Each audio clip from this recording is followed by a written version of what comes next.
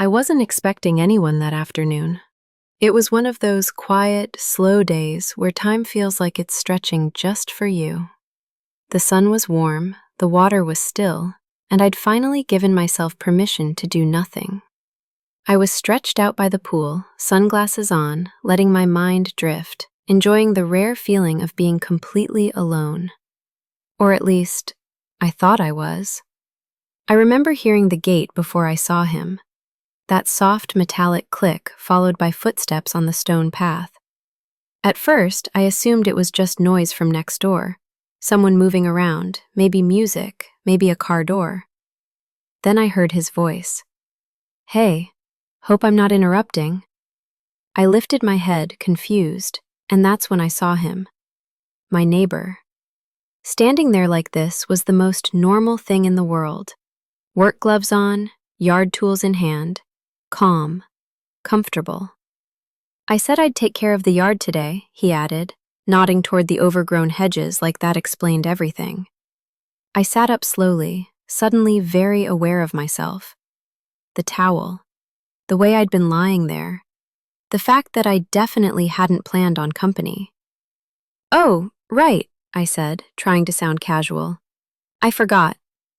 That wasn't entirely true. I hadn't forgotten. I just hadn't expected him to show up so quietly, or at that exact moment. He smiled politely and turned away, already focused on the work, like nothing about the situation was strange. Like he hadn't just walked in on my private little escape.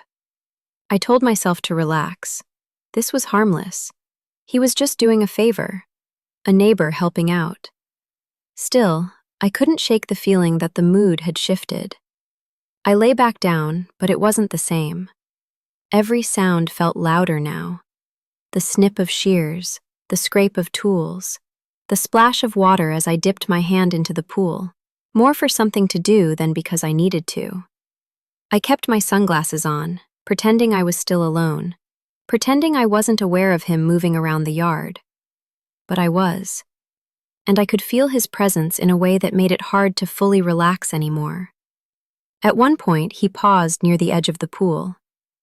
"Everything okay?" he asked. "Yeah," I replied quickly. "Just enjoying the day." He nodded, but his eyes lingered for a second longer than necessary before he went back to work. That was when I realized something.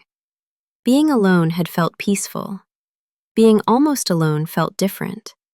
And the longer he stayed, the more I sensed that this afternoon wasn't going to stay as simple or as quiet as I'd planned. I tried to focus on the sky, on the way the sunlight reflected off the water, but my attention kept drifting back to him.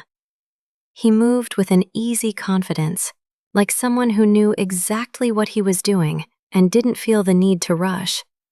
Every now and then, I'd hear him shift position or drag something across the ground, and my mind would fill in the rest without me even trying. I told myself it was nothing, just awareness, just proximity. Still, I caught myself listening for his footsteps, tracking where he was in the yard without looking. When the sounds got closer, my shoulders tensed. When they moved away, I relaxed again. At one point, he stopped and wiped his hands on a rag. "Mind if I grab some water?" he asked, gesturing toward the house. "Of course," I said, sitting up again. "Help yourself." He thanked me and disappeared inside, leaving the yard suddenly quiet. Too quiet. I hadn't realized how much his presence had filled the space until it was gone. The silence felt heavier now, almost awkward, like something unfinished. When he came back out, bottle in hand, he glanced over at me again. "You sure I'm not in the way?" he asked. I hesitated before answering. "No, it's fine, really."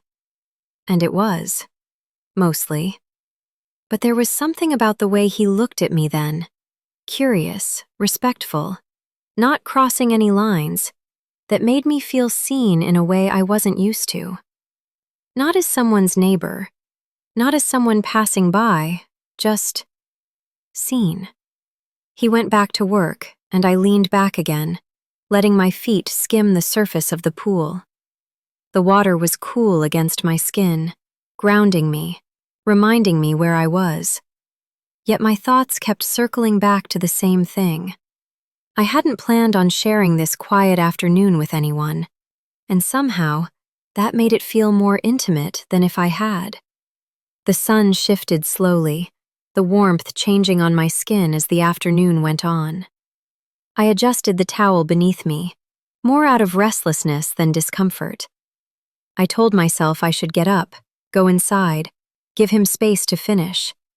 But I didn't.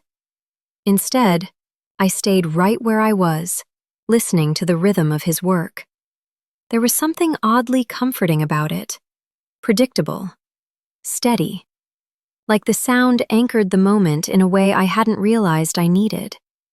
He finished trimming the hedges and moved closer to the pool, checking the edge of the yard. I felt him there before I looked, like my body noticed before my mind caught up. "Looks better already," I said, breaking the silence. He smiled. "Yeah, it just needed a little attention." The way he said it made me pause. Not because of what he meant, but because of how easily the words fit the moment. I sat up again, resting my arms behind me, feeling the heat of the concrete through the towel. He glanced away politely, but not before our eyes met for a brief second. Neither of us spoke after that. It wasn't uncomfortable. It was suspended. Like we were both aware that nothing was happening, and that was exactly why it felt charged. A breeze passed through the yard, rustling the leaves. I hugged my arms around myself, more instinct than necessity. "You getting cold?" he asked. "Maybe a little," I admitted. He nodded, as if considering something, then said, "I can wrap up soon if you want." I looked at him, surprised by the offer. "You don't have to rush." "I don't mind," he said. "But I also don't want to make things awkward." That made me laugh softly. "I think we passed that point a while ago." He smiled at that. Not a big smile, just enough to acknowledge the truth in it. And in that moment, sitting there by the pool with the afternoon slipping away, I realized how strange it was that something so ordinary could feel so charged. Not because of what we were doing, but because of what we weren't. He checked his watch, then glanced back at the yard like he was mentally ticking off what was left. The sun was lower now, casting longer shadows across the pool deck, softening everything. "I've just got one more section," he said. "Won't take long." "Okay," I replied, my voice quieter than I meant it to be. He went back to work, and I stayed where I was, listening again. But this time, it felt different. Like the afternoon had shifted into something slower, heavier. Not rushed. Not innocent, either. Just aware. I took off my sunglasses and set them beside me. The world felt sharper without them, colors more vivid. I watched the water ripple, watched the reflection of the trees bend and stretch with every small movement. When he finished, he rinsed his hands at the outdoor spigot and turned toward me. "All done," he said. I smiled. "Thanks. It really does look better." He nodded, then hesitated, like he was deciding whether to say something else. For a second, I thought he wouldn't. Then he did. "I didn't mean to interrupt your day," he said. "I should have texted first." "It's okay," I answered, and this time I didn't rush it. I probably needed the interruption. That made him pause. We stood there like that, him near the edge of the pool, me still sitting, the distance between us close enough to feel, but not close enough to explain. "Well," he said finally, "I'll let you get back to relaxing." He started to turn away, and for reasons I didn't fully understand, the idea of the afternoon ending like that felt unfinished. "Hey," I said before I could stop myself. He turned back. "Do you want a drink?" I asked. "I mean, water or something, since you've been working." The offer hung in the air between us. Simple, polite, harmless. But the way he looked at me then, surprised, thoughtful, made my heart beat just a little faster. "Yeah," he said after a moment. "I'd like that." And as I stood up and walked toward the house, I realized the quiet afternoon I'd planned was officially over. Whatever came next, I'd invited it in. I grabbed a glass from the cabinet and filled it slowly, letting the sound of the water steady me. I told myself I was overthinking it. This was just being polite. Just a neighbor accepting a drink after helping out. Still, when I stepped back outside and handed it to him, our fingers brushed for the briefest second. "Thanks," he said. "Of course." We stood there by the pool, neither of us in any hurry to move. The late afternoon light softened everything. The yard, the water, even the space between us. I leaned against the back of the chair, suddenly aware of how quiet it was again.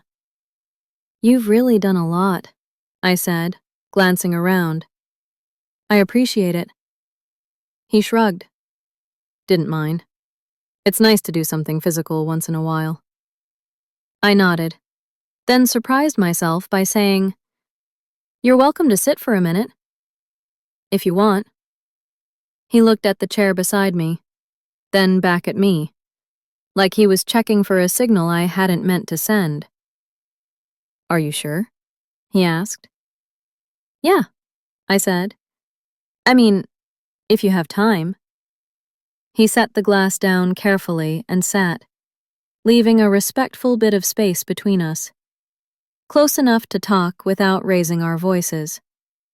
Close enough that I could feel the warmth from his arm when the breeze shifted. We talked about nothing at first. The weather, the yard, how unpredictable summers had become. Easy things. Safe things. But even those felt different now, layered with something unspoken. At one point, he laughed at something I said, and the sound caught me off guard. It was relaxed, unforced. I found myself smiling back without thinking. I glanced at the pool, then back at him. "You ever take a break like this?" I asked. "Just stop for a while?" He considered the question. "Not often," he said. "But maybe I should." The way he said it made me feel like he wasn't just talking about the pool. The sun dipped a little lower, and the air cooled. I wrapped my arms around myself again, and he noticed. "You sure you're okay?" he asked gently. "Yeah," I said. "I just didn't expect the day to turn out like this." He nodded slowly. Neither did I. We sat there in that shared understanding, letting the moment stretch, knowing it could end at any time, and also knowing neither of us seemed in a rush to let it. The sky was starting to change colors now, that soft fade from blue to something warmer, like the day was quietly making its exit. I checked the time without really reading it, then looked back at him. "I should probably let you get going," I said, even though part of me didn't want to say it yet. He nodded, understanding more than the words alone suggested. "Yeah, I should head out." He stood up first, picking up his gloves, his movements unhurried. I followed, walking him toward the gate. Everything felt calmer now, lighter, but also more defined, like the moment had settled into something we both recognized for what it was. At the gate, he paused. "Thanks for the drink," he said, "and for the break." "Thank you," I replied, "for the yard and for being respectful. He smiled at that, not wide, just enough. Anytime. Then he was gone, the gate closing softly behind him. I stood there for a moment longer, listening to the quiet return. The pool water rippled gently. The yard looked cleaner, different, like the day had left its mark in small, ordinary ways. I went back to the chair and sat down, letting the last of the sun warm my skin. The afternoon I'd planned hadn't happened the way I expected, but maybe that was the point. Nothing crossed a line. Nothing needed to. Sometimes it's enough to notice a moment, feel it fully, and let it pass, knowing you could have stepped somewhere else and choosing not to. As the light finally faded, I smiled to myself, stood up, and went inside, carrying the quiet memory of a day that was never meant to be more, but still managed to matter.